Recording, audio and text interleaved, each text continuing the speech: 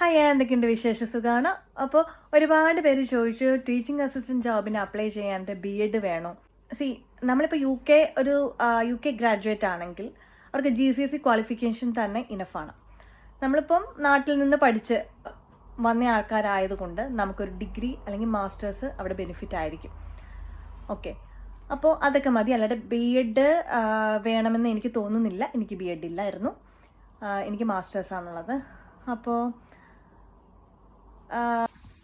അപ്പോൾ ഞാൻ കുറച്ച് മുന്നേ ഇൻഡീഡിൽ സെർച്ച് ചെയ്തപ്പോൾ ഒത്തിരി ജോബ് വേക്കൻസീസ് ഉണ്ട്.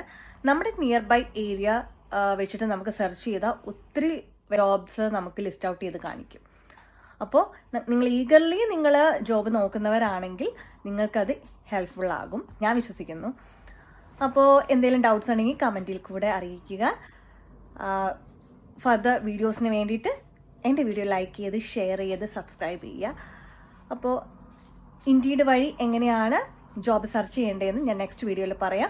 എല്ലാവർക്കും അറിയാമെങ്കിലും അറിയാൻ പാടില്ലാത്ത ആരെങ്കിലും ഉണ്ടെങ്കിൽ അവർക്ക് ഹെൽപ്ഫുൾ ആകട്ടെ. അപ്പോൾ അത്രയേ ഉള്ളൂ. അടുത്ത വീഡിയോയുമായി വീണ്ടും കാണാം. ബൈ.